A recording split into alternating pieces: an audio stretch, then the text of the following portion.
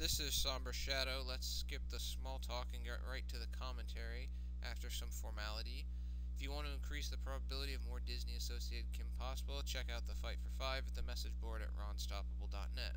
The first scene here takes place in Bueno Nacho, a scene which thankfully can be used in a lot of episodes due to its genericness as a general backdrop to save design time. Let's just say it's Kim and Ron's table. Huzzah, reusable sets.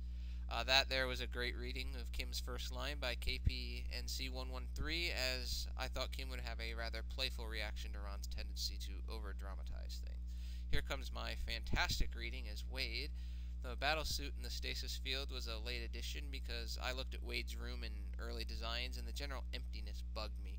What would be in Wade's room that would make sense and be relevant? The battlesuit fit the bill. Overall, the contents of Wade's room will change over the course of the series. For example, you might see the partial completion of a device that appears in a later episode. There we saw the first appearance of Dr. Dementor disguised as one of Dr. Draken's goons, taking advantage of Dr. Draken's unfamiliarity with his henchmen. This infiltration will actually be somewhat important in future episodes. We get our first view of Draken's lab here at the start of Scene 2, complete with graffiti on the wall in a Mad Dogs and Aliens vein expressing Shigo's general dislike of cakes. Similar to Wade's room, I initially wanted Draken's lab to be quite busy with a lot of machines and flashbacks to previous episodes. Unfortunately, this idea was dashed by iClone having problems with a large amount of props, hence our first technological limitation.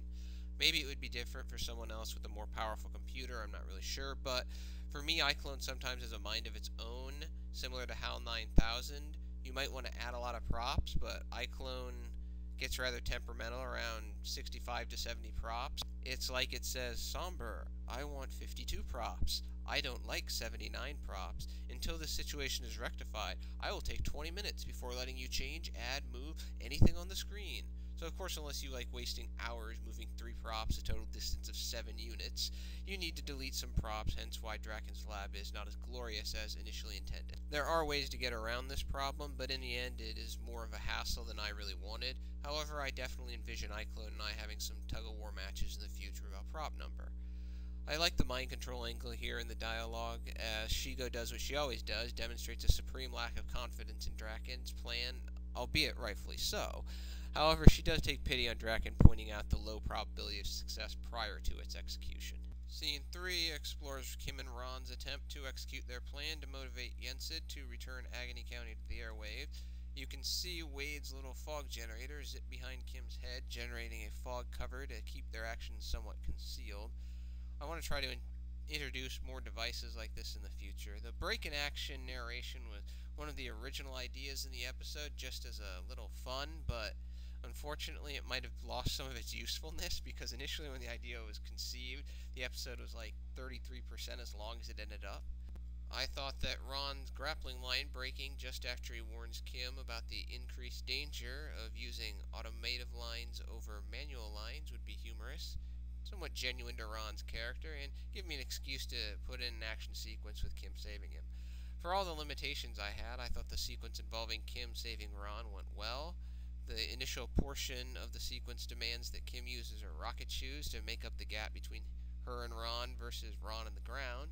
There's no fog in these shots because Wade shut down his generators so Kim can clearly see what she's doing. Initially there was some dialogue that was going to explain this, but it just seemed to be cumbersome and take away from the scene. Kim makes the save, yeah, but unfortunately the commotion has drawn the attention of building security. The rain was another track covering method generated by Wade as tracking back to Wade's computer early in the scene. The rain was on tap for the future. Finally, we see the second appearance of Dementor as a Draken goon. Returning to Draken's lab, I did not discuss this in Scene 2, but there's a very nice reading here by Ashley Benlove as Shigo. Being blunt, I was very pleased when she volunteered to do Shigo because my Shigo voice was trash. Shigo would have sounded quite different if I had done the voice. Of course, I am in no shape or form perfectly objective, but I like the symbolism of Draken's idea here with regards to taking over television to lobby for the return of Agony County.